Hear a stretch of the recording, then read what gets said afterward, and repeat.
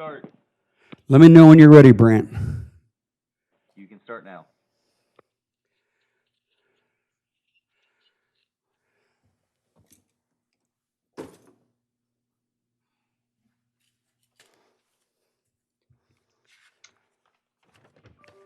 The meeting has started. It is 9:59 on Tuesday, the 30th of November, and the meeting of the Boardwalk and Beach Committee is called to order. We'll begin with the roll call. And I want to welcome two new members, Libby Stiff and Craig Deere. Hold your hand up, Craig. I can't see you. Fantastic. We really welcome you, and we're glad you're here. And we look forward to all the things you want to tell us. So I'll start with Libby Stiff. And raise your hand, Libby. Steve Curson. Here. Honey Fisher. Here. Jimmy Hardy. Here. Patricia Davis. Here.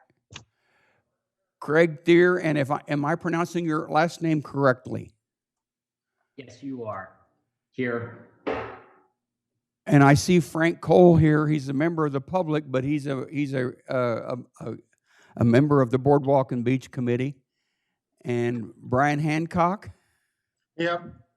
And I also see Chief Banks in his office. So welcome, Chief. And Thank you. Good morning. And we'll go forward. Let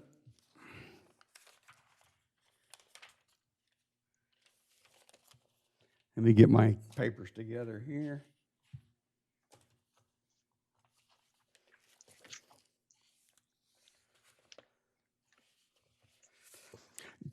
Has everybody who attended the 12 October meeting had a chance to read the minutes? And if so, do I hear a motion to approve the 12 October 2021 minutes of the Boardwalk and Beach Committee? I move to approve the minutes. Second. The minutes, motion to approve has been made and seconded. All those who are appropriate to vote on the minutes respond by saying aye. Aye. Aye. Aye. Are there any opposed? So we didn't have any correspondence per se to our committee. However, yesterday or maybe the day before, Mike Strange wrote a letter to the commissioners, and he talked about the best available technology concept that he'd spoken to us about. And I'm going to enter that letter after the meeting if it's appropriate. But I just want to, and we're going to talk about that later on. But I just want to say that he did write that letter to the commissioners, and it's about a topic that we're going to discuss today. And I'm going to go right now into old business, and let's talk about the proposed changes on the 5G design manual. Has everybody had a chance to look at that and digest it and see what some of the things that you'd like to change, or see things that come to your attention, or things that you're glad to see? I asked you to download the color print because it's so much easier for me to read and to understand what they're talking about. But I think that I'm understanding this correctly. The red, there is red, blue, and yellow that we know about, but I see that they're using a pink for something that I don't know. And they're also using a green. When I was taking engineering studies, the green was for something that's going to come out. And the blue was for something that had been added, and the red was for changes in the position and arrangement of the topics. And I think that's probably the same ones that Julie has been using. So let's go to start with line 20, which is definitions. Is everybody familiar with that? And you can see that she's added Libby and Craig. These were done by Julie Elias, who's one of the people at our consultants, our 5G consultants, which is CTC Corporation. And she is the one who's been assigned to us to review our communications ordinance, review our design manual, make general suggestions, and also to make suggestions to our ordinance and to our design manual. And the design manual is smack on the boardwalk. I mean, we have a bunch of street lights on the boardwalk that are perhaps one day be converted to 5G antennas, but not right now. The latest recommendations that we heard from Verizon is that they want to put them on the west side of the boardwalk. And we've talked in meetings past about those positions, and we've decided that we think probably the west side is the best side to go on. We've made suggestions that they be aesthetically acceptable to us.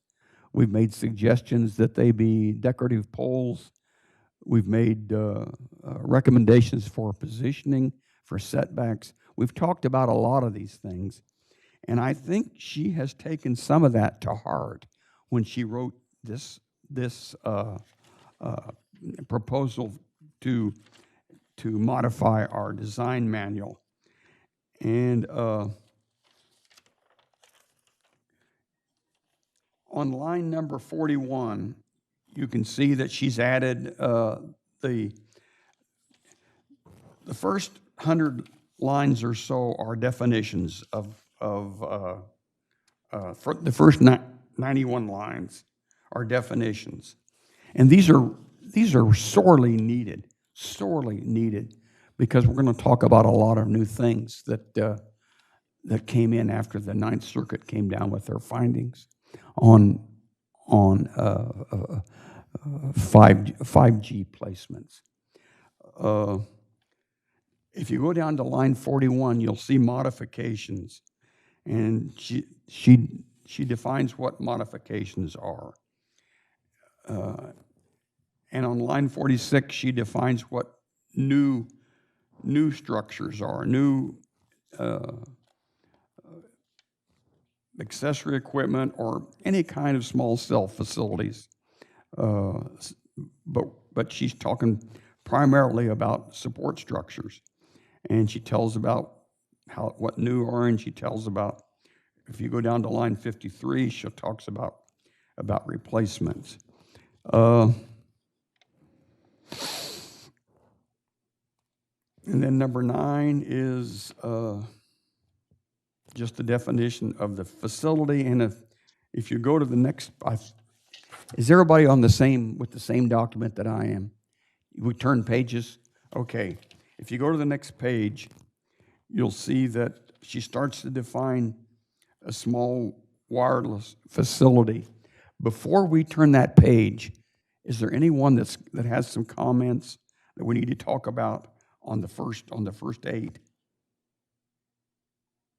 Because these are going to be with us for a long, long time. And there's a lot of money involved with not only with us, we'll get into that in a little bit, but not only with us, but also with the telecommunication companies. A lot of money. So let's turn the page and go on to the structure is pretty much not much of a change. You can see on line 61 that we have decided to try to limit it to 50 feet. And let me tell you, 50 feet is a tall pole, a really tall pole. The telecommunication companies tell us that they got to have 50 feet. And I just don't know whether we need to accept that or not. But we're gonna go forward, and hopefully they can reduce that height. Does anybody know how tall our streetlights are on Rehoboth Avenue? They might be 35 feet. I just don't know, but there sure aren't 50 feet. And as you recall, the height limit for buildings nowadays is 42 feet, and that's high. So 50 feet's getting up there, and 50 feet is the limit. If you look at line 63, you look at line 62, you'll see that they can't go more than 10 feet higher than the posts that are in the area adjacent towers. So I don't know if the street lamps on Rehoboth Avenue are 35 feet. Does that mean we'll let them go to 45 feet with their 5G antennas? I just don't know. But those are things we need to talk about as we go forward. Top of the light poles on the median of Rehoboth Avenue are right around 30 feet. 30 feet? Minus, right. To the top of the pole, not where the lights physically hang, but to the top of that center pole. So if we put a 3-foot antenna on top of that, or that canister, that's a heck of a lot less than 50 feet. So I don't know. That's something to talk about. And I guess, oh man, should we ask the consultant if they have to have 50 feet? Should we ask the consultant if we have 35 feet or 30 feet and go 10 feet higher than that? Would they accept that? I just don't know what these telecommunication companies are thinking about. But they want to go as high as they can. If they could go 100 feet, they'd go 100 feet. And go ahead, Brian. Is this Lisa's? These are Lisa's edits, correct? These are Julie Elias edits. Julie's, okay, Julie. Yeah. And so is 50 the standard per Julie? Sounds like 50 may be the standard. I want to ask her if anybody can do less than 50. Because that's awfully high. I agree with you. 50 is way up there. I think the logistics of the engineering of the antennas, Jay, require them to be higher than the buildings. Because bear in mind that the 5G signal does not transmit too far, nor does it transmit through brickwork and trees and everything else. Yeah. So I would imagine their reasoning is that they need their antennas over and above the height of any substructure that may be in the area. Well, Brian, the Star of the Sea is higher than 50 feet. Oh yeah, definitely. And I can tell you now, we do have Verizon antennas on our roof. Well, what keeps them from putting them on every building that's nearby? I'm just playing devil's advocate here. No idea. I guess they just need, they needed Star of the Sea being one of the highest buildings in Rehoboth You bet. to be able to You bet. transmit out to the water tower and out to those other antennas out on Route 1. And then again, as far south, I would imagine, as the Indian River Bridge. Yeah. The next time I get a chance to talk with Mike Strange or Mike Treos, I'm going to ask them what they think about being real strong on trying to get these telecommunication companies to put their antennas on buildings or some other way than to put up 50-foot high antennas.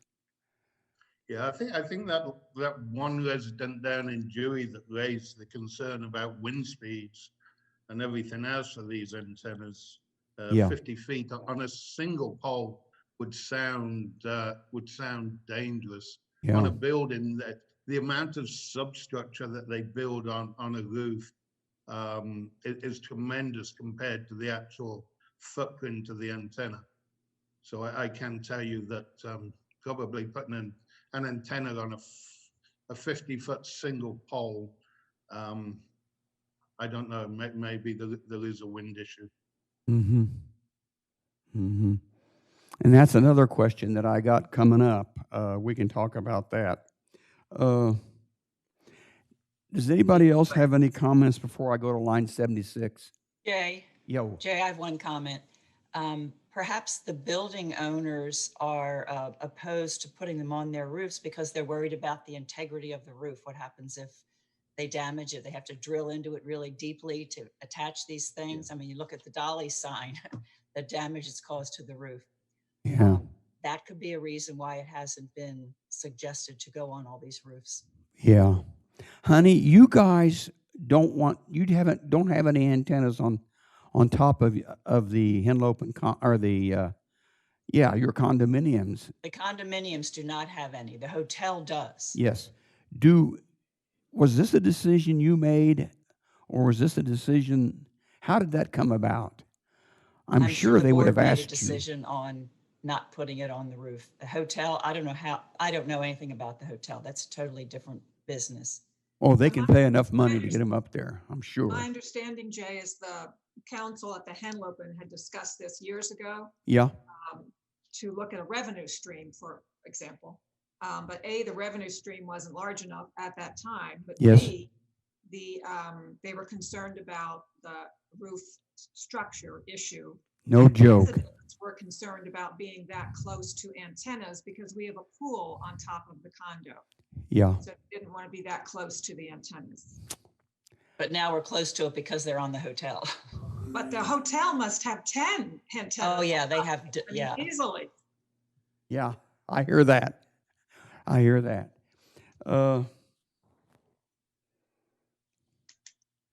Question.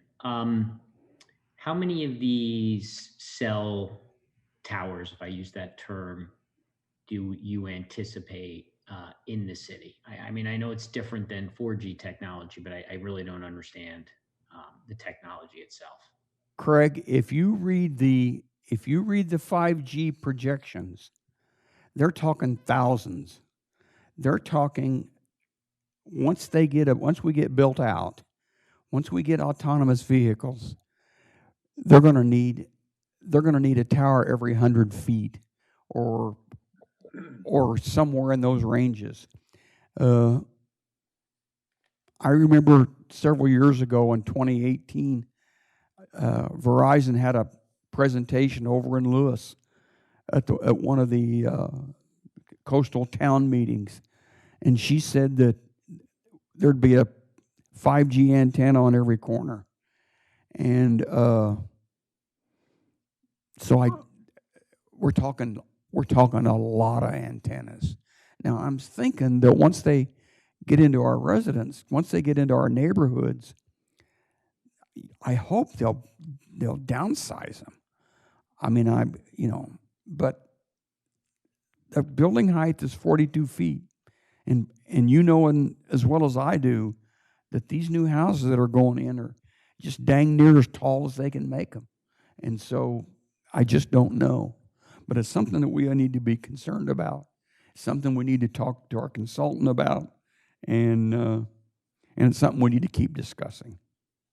Jay? Jay? Yeah. Okay, I see Patricia. I just had a quick question. When Honey and I walked around, remember when they went from 18 poles down to 12 and we walked around, Honey? I thought that was capped at 42 feet, wasn't it? Weren't all of those capped at 42, what we were talking about on the west side of the boardwalk? I can't remember, Patricia. Honey, do you remember?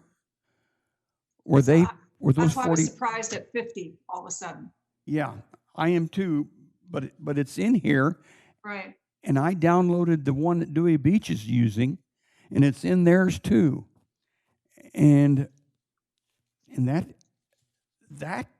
is what prompted 50 feet is tall. So maybe it's something we need to talk some more about. Jay? Yeah. Jay? Go. I have a question about what's on line 62.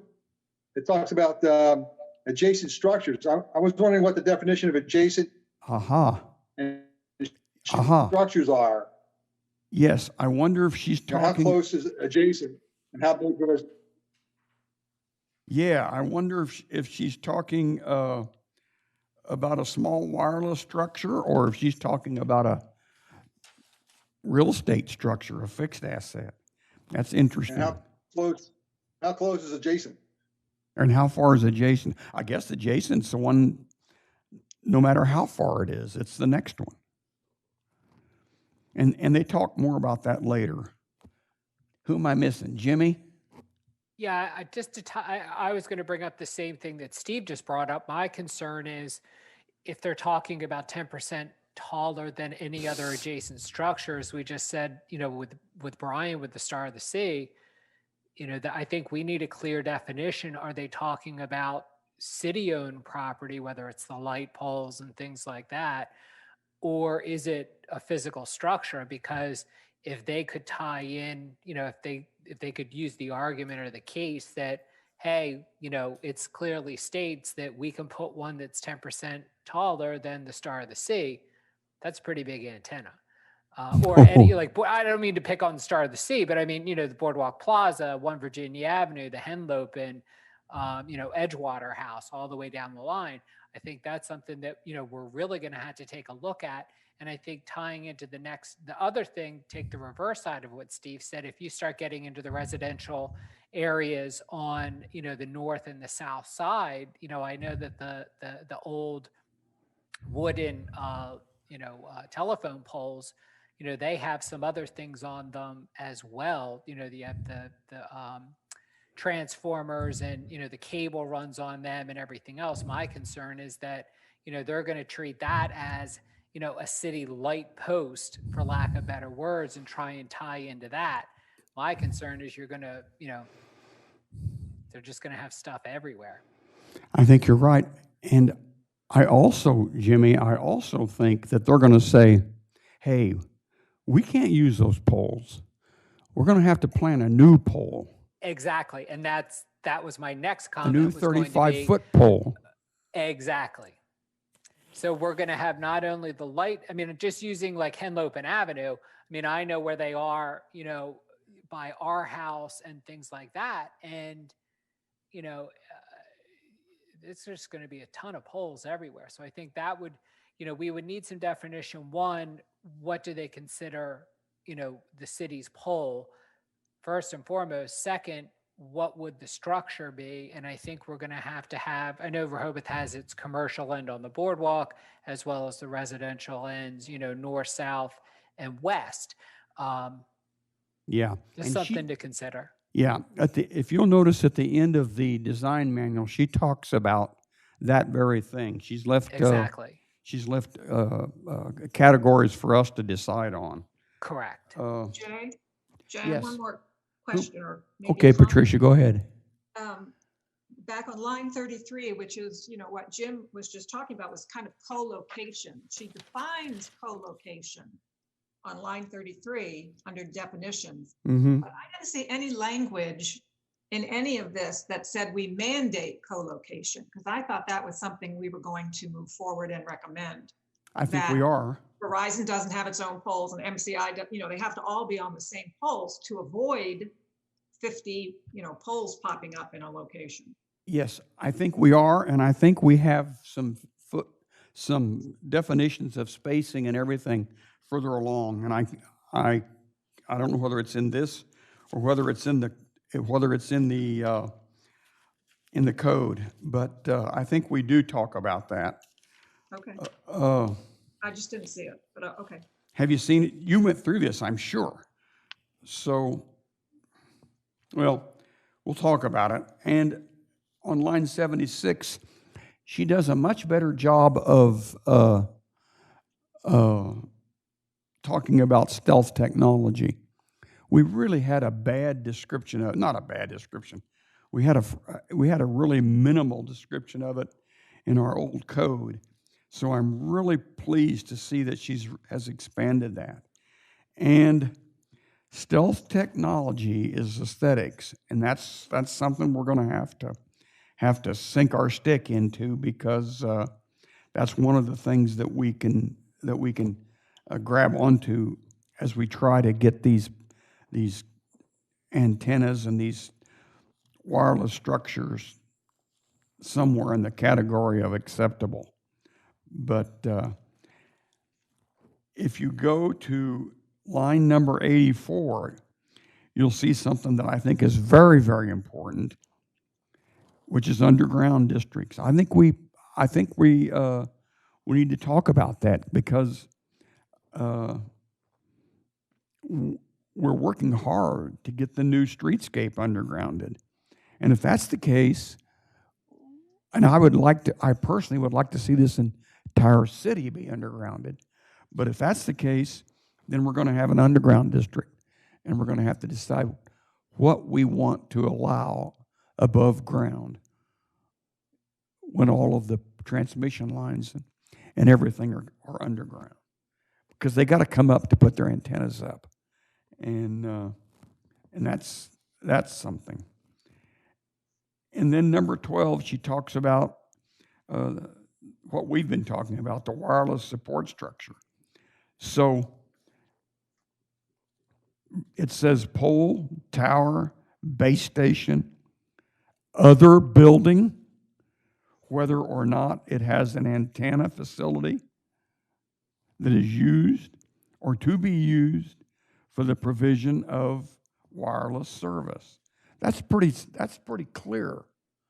So it does. Adjacent structures are indeed adjacent structures. We just need to have her talk some more about that and to clarify Yeah, that. that's why that's why I made the comment that I made, because we could have one, way higher than, the 50 feet limit if they, you're getting into a gray area, whether it's the 50 feet or it's the 10% above existing structure. Those on top of the Henlopen Hotel are way up there. Right. So a lot of questions and a lot of discussion that we need going forward. We're going to be talking about this, and the reason I'm getting on this today is as hard as I am. We're going to be talking about this on December, I think it's 6th, at the workshop. I noticed the mayor's put it in the agenda. So I need to go through after this meeting and really copy down and listen to what we're saying and to what our thoughts are. If they ask for our opinion, I want to be able to be truthful and to give a truthful answer to everybody.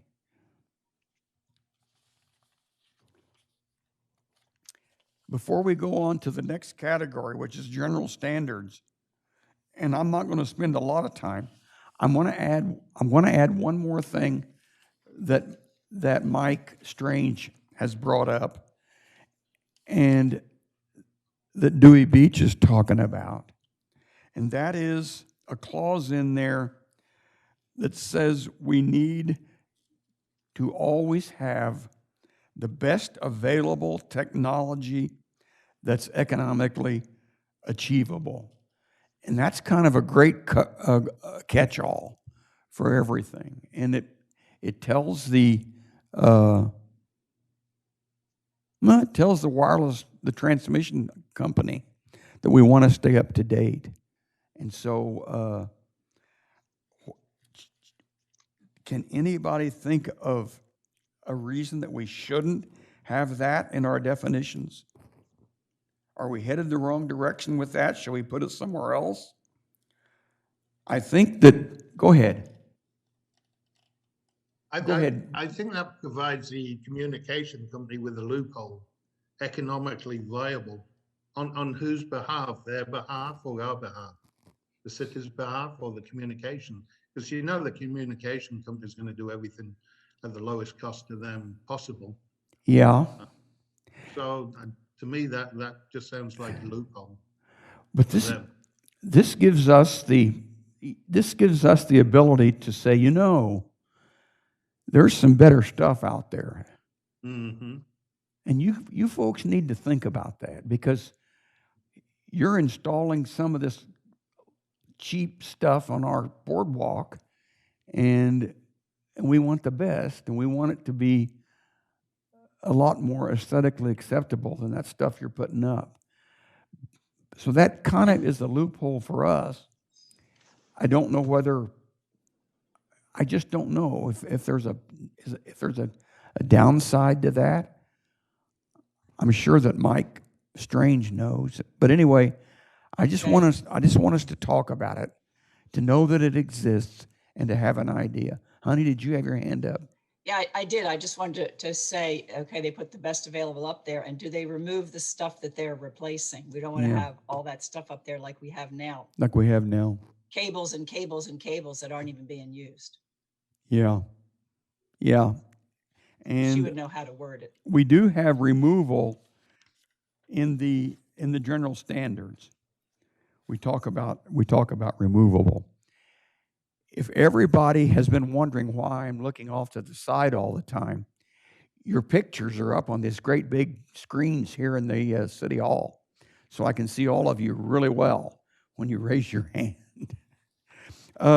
Let's go to talk a little bit about the general standards, which start on line 91.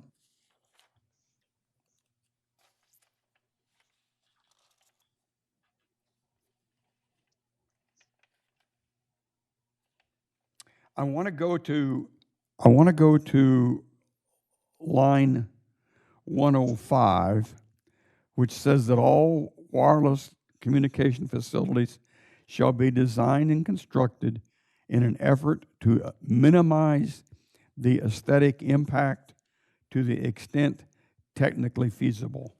And I think that's a great thing to have in there, because we want firepower.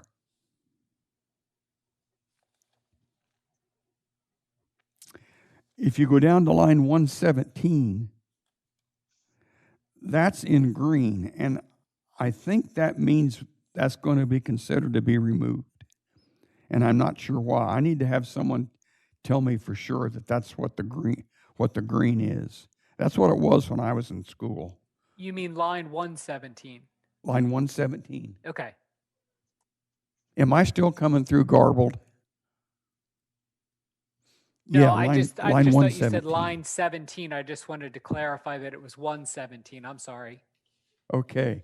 Yeah, line 17 put you back before we started. But anyhow, I think that's important to have. But 117, I don't know what that is. I think it means that that's going to be removed. If you go down to 128, you see that they're talking about how big the antenna has to be. And I think that's important that we have that in there.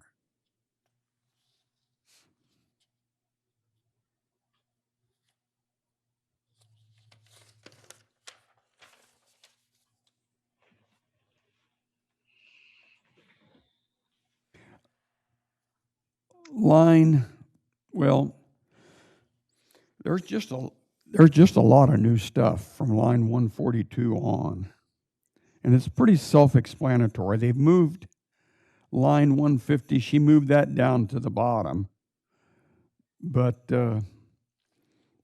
most of the directions are still in there. Talks about the size, talks about pole-mounted equipment. She also talks about ground-mounted, but and then if you go on to line 184, she says, exposed wiring on decorative poles prohibited.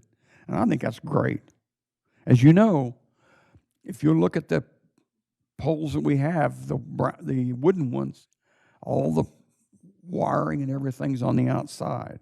It's not exposed, but it's in those darn plastic covers. You know, the ones they use to cover it.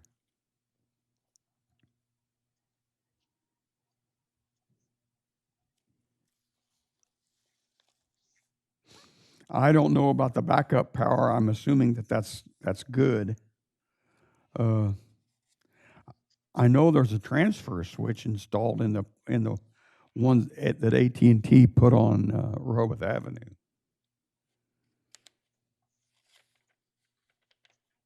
And those are all inside the, pretty much inside the pole, if you remember.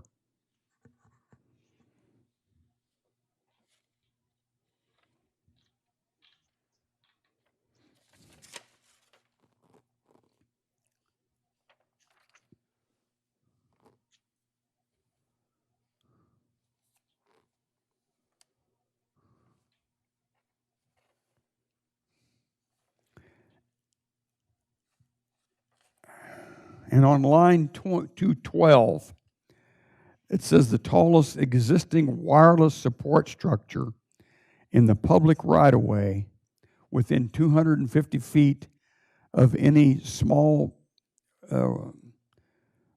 wireless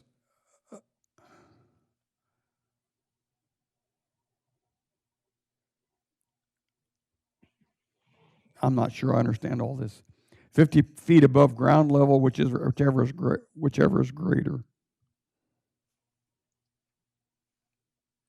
If any small wireless cell facility or 50 feet above ground level, I don't know what that means. Anyway, they've taken the minimum height.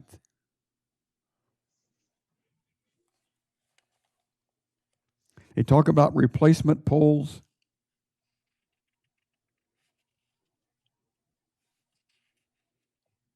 On line 220.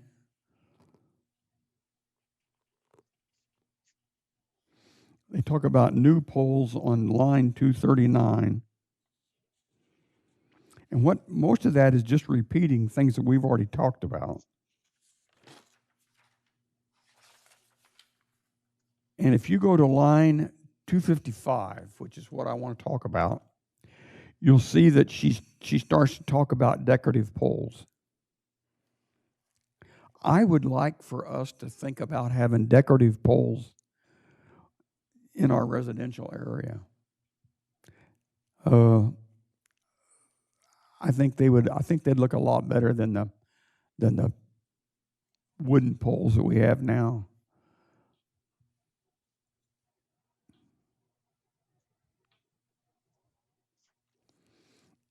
And one of the things that you have to do with decorative poles is to find a decorative pole that you like. Talk about it, accept it.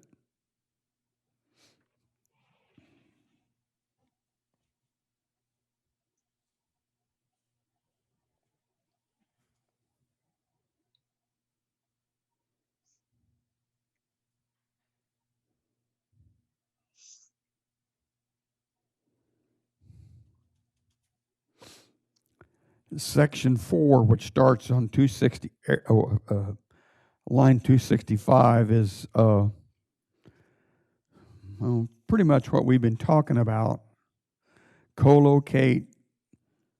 They want you to she wants us to co-locate on other wireless support structures if possible. If there's one within 300 feet. And they have to say why the existing poles are not suitable. What we're trying to do is to minimize the number of poles that we got placed all around our town. And as we just talked a little bit ago, they're going to be everywhere. They're going to be everywhere.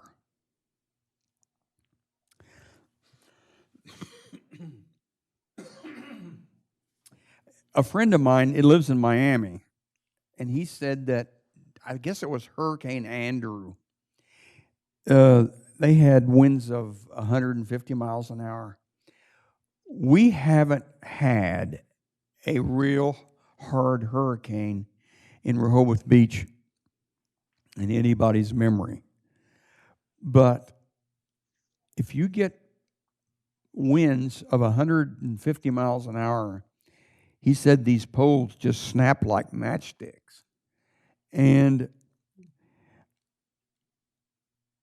if we're going to allow a pole to be 30 feet from a house, I worry about what's going to happen when the pole falls. I just don't know. I think that's something to think about. I mean, I'd like to say that they have a setback that's at least as far as the pole is high. Because if the pole falls down, you don't want it to fall on your house. And it's only 20 feet from the nearest commercial building. And our substrate in this town is just sand. It's just sand. And I don't know how much torque, how deep it has to go for a pole to withstand a 120 or 140 mile an hour wind if it's anchored in sand. I just don't know. I'm sure there's engineers who know that. It does say that they need to be set back 250 feet from the nearest elementary and secondary school. I'd just like to have more feedback. Do any of you have comment on that? I just think it needs further clarification. I agree with all the comments that you brought up. I mean, you look at, I know it's a different kind of structure, but I mean, you look at when they build those oceanfront houses down in North Shores and stuff like that, when they're, driving the piles into the ground, those things are massive. Yeah. From the size that, what you see when they're being delivered to what's Just exposed unreal. once the house is put on top of it.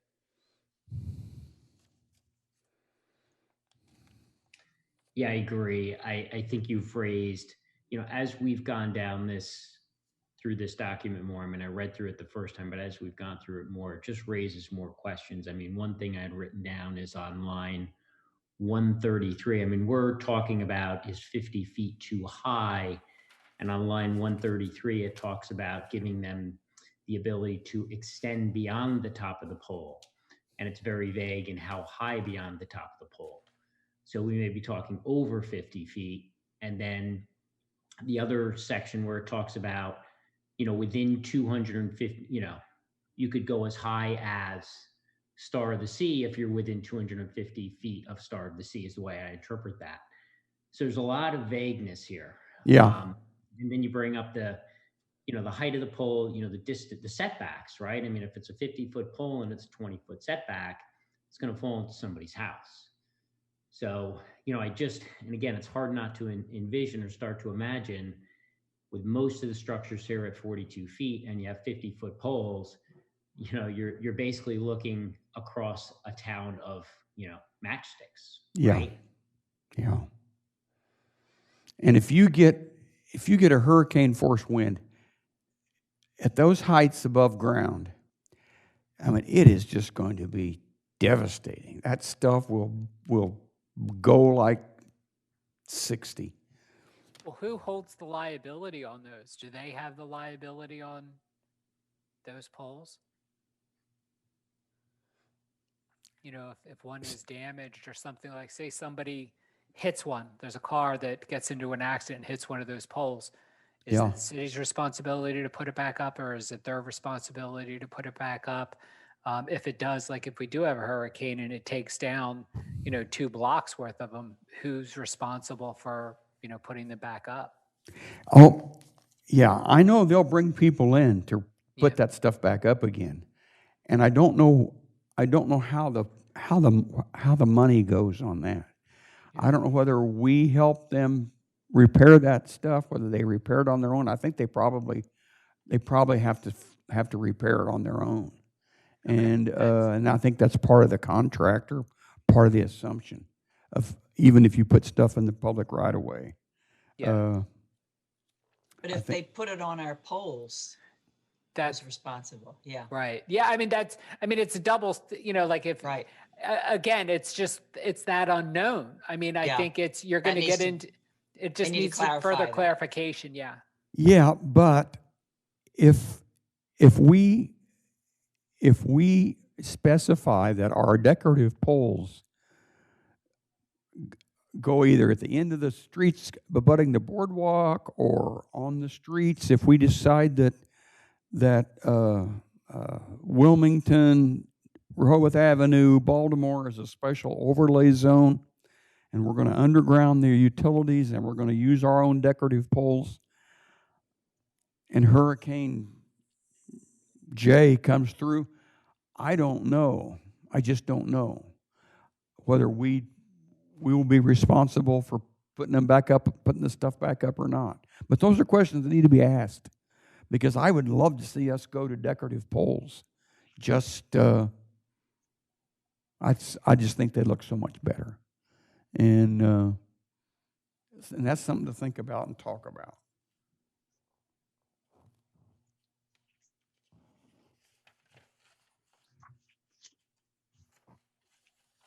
This is pretty much the main things that I had checked. But line 280 is where it starts talking about setbacks, and those are the ones that I was really concerned about. If you turn to the end of this download, you'll see a chart, and that's a checklist of for applications. And I think that checklist is pretty nice to have. And the consultant has recommended that. And I think it's something that should be recommended. I don't know what we're going to do, but I would be quick to consider having the consultant be the one to review all the applications and run this checklist and make sure that they've done everything right, and then pass them on to the city manager and say, this is a completed application. They've filled out everything they need to fill out. Would you like to consider it? I think that would be a great time-saving measure, and I think it would help us a lot.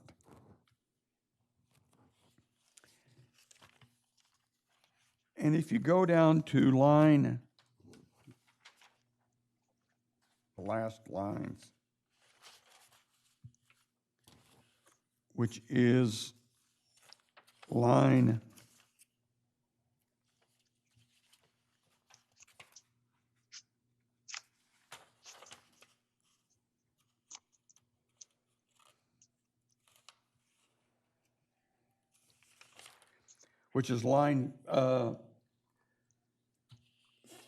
320. Is everybody on, can everybody see line 320? Yes, What are your thoughts? I'm glad they defined the areas. Do you think Because that's worth both talking areas are about good. and sitting down and trying to figure out different areas that we want to define? I know we have different neighborhoods that have collections of homes that are different from other neighborhoods. Of course, we do have Rehoboth Avenue, and then we have the commercial district, and then we have the Boardwalk. I would like to see us go forward with the same positioning that we talked about.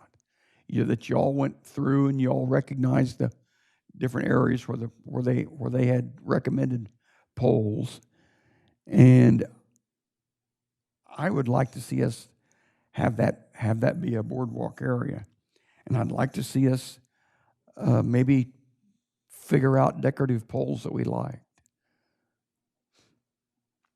And if anybody demands a pole on the east side of the boardwalk, I think the answer is no.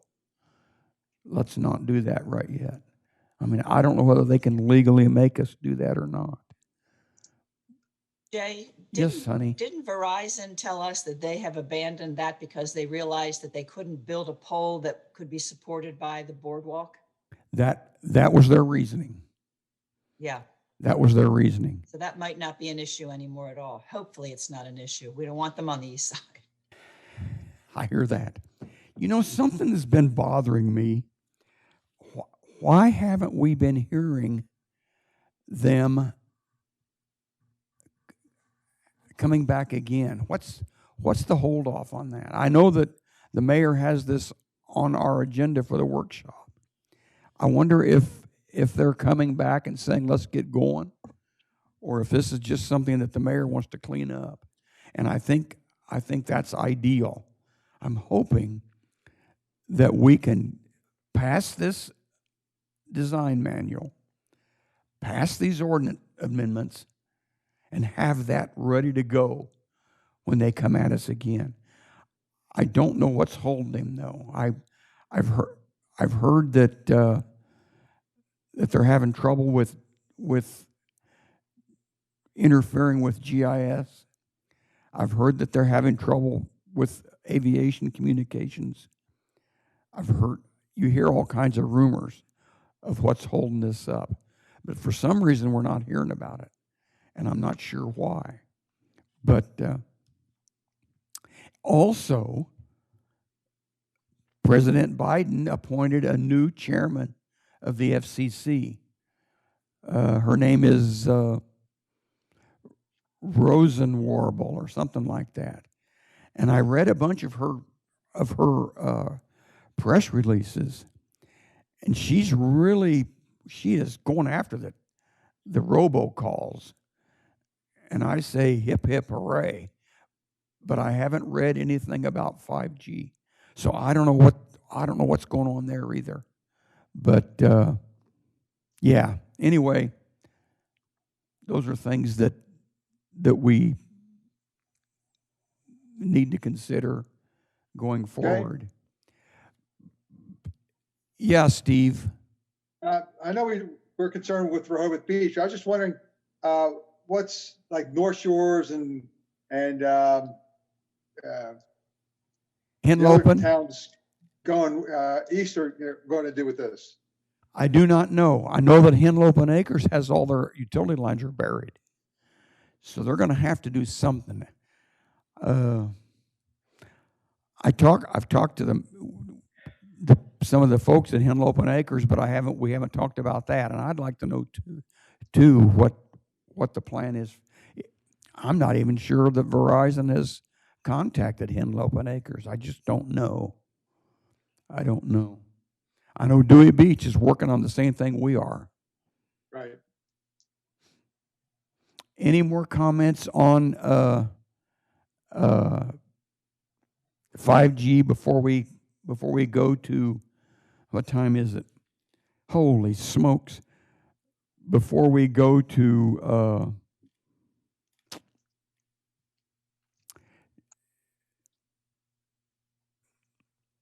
I'm trying to make a decision if I want to run over or not. I want everybody to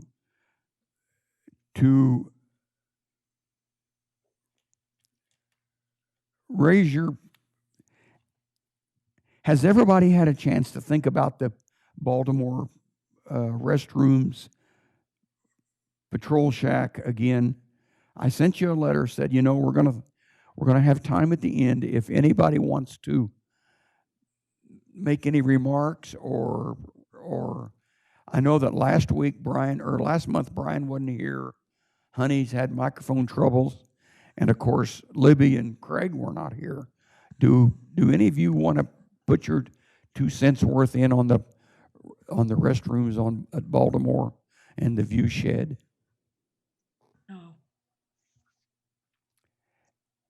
Brian, do you have any thoughts on that?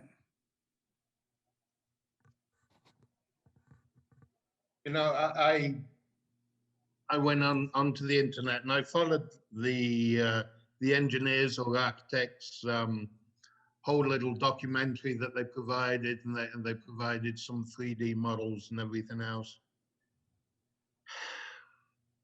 It's expensive and it's big, and it's certainly going to disrupt any view of the beach at the end of Baltimore.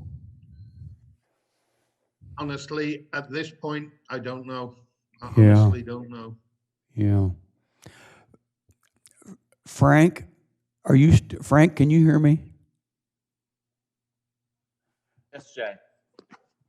Do you have anything to say on this? I think when this idea of remodeling the bathrooms and giving the beach patrol a vantage point that allowed them to more closely monitor the beach, when it first came about, it was a fairly simple one. We remodeled the bathrooms and we got that off of our checklist. And then we came up with different proposals, and the beach patrol under the last beach patrol captain provided us with some pictures. And the thing that I keep coming back to is the vantage point from that second story on Baltimore Avenue, not any of the other streets, on Baltimore Avenue, gives them a superior view of the beach. And I think really we should be asking the captain of the beach patrol, Captain Giles, what his firm recommendation is, because my own personal opinion is that a second story could be added onto that existing building, or maybe the current floor print of that building remains the same, with the exception that a second floor is added, and it's done in a minimalist way that does not obstruct the view shed in the way that a substantially larger, more modern building might. I think in this particular case, you can accomplish the goal of giving them a better vantage point by keeping it simple and doing an addition in a minimalist way. And you're speaking as a citizen member of the Boardwalk and Beach Committee. I guess I'm speaking as a citizen in this case. I had some comments about the bicycle changes, but I think I'll save those for next time, because it doesn't look like we're going to get to that today. Well, I'm trying to decide if we're going to go over or not, but I want to hear from Libby and Craig if they have anything to say. No, but I'm going to have to vacate. Okay. Craig, how about you? I agree with Frank's comments on the patrol building. If you have to do it, be minimal. Yes. Yeah. Okay. I mean, have that what is currently a pitched roof on there.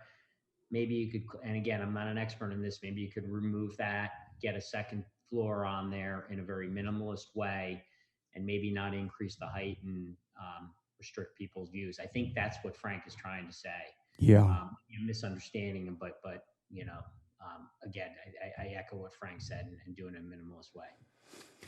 And that, you know, that might be doable. They might be able to work something out. But Jay, yes, honey. yeah, I watched the commissioners meeting when they presented the pictures and the diagram and all that stuff. Yeah, it looks lovely, but there's a lot of wasted space in there. It's much bigger than it needs to be. So it's just reinforcing what Frank and Craig both said. It's way over the top. We don't need a green backyard up there. That just increases the footprint. Yeah. And And Jay, I would say that watching the same presentation, and if we are going to listen to the subject matter expert, who happens to be Captain Giles, he was willing to, remodel the existing building, adding an observation deck. But to move it to Maryland just doesn't make any sense to me. He's already said that Baltimore is sort of the center of their universe, so why change that? And why ruin the view on Maryland Avenue for those residents? It's already there, right, on Wilmington, on Baltimore. So I would think, and Baltimore's more commercial, so there aren't a lot of residential. So I would think there'd be a way to modify the current building without totally demolishing it and paying, I think the quote was 2.78 million. yeah. Whereas to just remodel it, but give everybody what they wanted, the extra dressing, family rooms, changing rooms, larger women's rooms, a second floor for the beach patrol, is 2.1. Yes. At least saving of 600,000. Yeah. Well, no matter what they do, it's going to be way over $1 million. And you just don't know. I just don't know. The mayor has pictures, and I think we talked a little bit about that. The mayor has pictures of some of these beaches, not some of them, a handful of beaches on the coast, on the Jersey coast, that have the observation deck in a different place from the guard shack. And Steve said something about maybe we could go between the streets and put something on the beach side. And I said, oh no, that DNREC's not going to let that happen. But we never tried. Maybe we ought to try. I just don't know what to do. I can't think of alternatives, except that what you folks are saying. You just hate to see a massive structure put there. So I don't know. Well, Chief, I think I'm going to ask you to come back another time to talk about bicycle safety. That'll be fine, sir. Whatever your pleasure is. We need to really get focused on this and decide if we want to suggest that we change the hours of bikes on the boardwalk. And I think I see that coming. I think I also remember talking about, we got a letter came to the commissioners this week about the massive number of people that were in Grove Park getting ready for the pumpkin run. They were on people's streets. They were parking in front of their driveways. They were walking on their lawns. They were leaving stuff everywhere. And that happened on the boardwalk a couple times. And I need to go back and review that and talk about that too. But we definitely, from Chief's talk last month, I am coming to the conclusion that we need to have a serious talk about bike safety. And is there anybody that thinks we're kind of going off the deep end?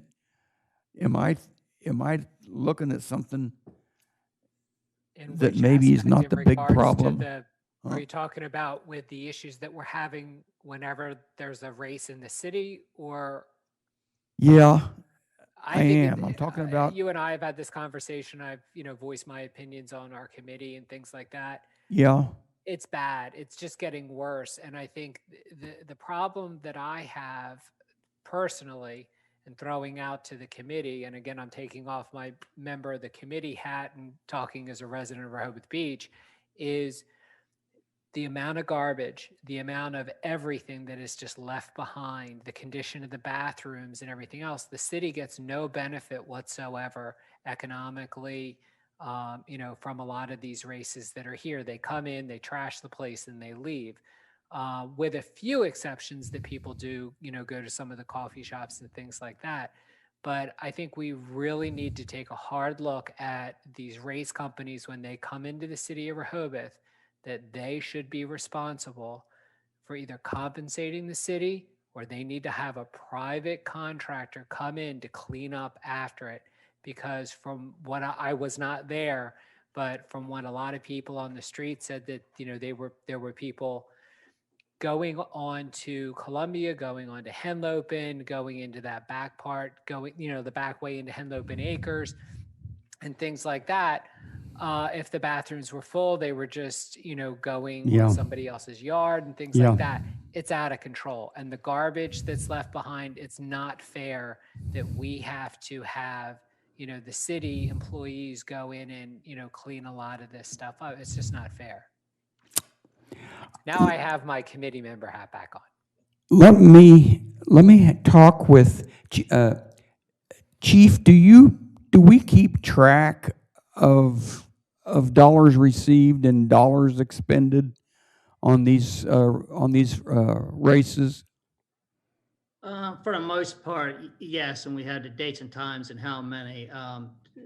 The communications department, it starts off with any event with filling out a permit, and they have to pay a fee for the permit. And then if they need police officers for traffic control and things like that, then there's another event, part of the event application they have to fill out. And then they hire the police officers and they pay them back. Now the city, has to pay up front, but it goes out, bill gets sent to them and they pay for it and offer the officers coverage. Bigger events that need extra trash cans and all that, they're put out and picked up, and we keep track of what we're doing for each event, but I don't know that the city gets compensated for the extra trash that gets hauled away from an event. Now, some of the bigger ones, again, I want to be fair. They're like the other week we had a marathon race, and they had a crew in there. It was half marathon, a full marathon, a Boston qualifier, I think. But anyway, they came in with crews and all that stuff and was bagging the trash, picking up, and then they rode around, picked stuff up afterwards. Did we pick some of it up, the city? Sure, I'm sure we did. But they had people going around taking signs down and all that, and then they paid the police department to take down all the traffic cones and the barricades and all that we had to set up. So each event is a little bit different, but I guess the best way to say, we can pretty much give you a price tag what it's costing the city and the dates and times. Yes. Do your folks dread having to do this? Are they compensated well enough so that they don't mind doing it, and it doesn't make a detrimental impact on your mission?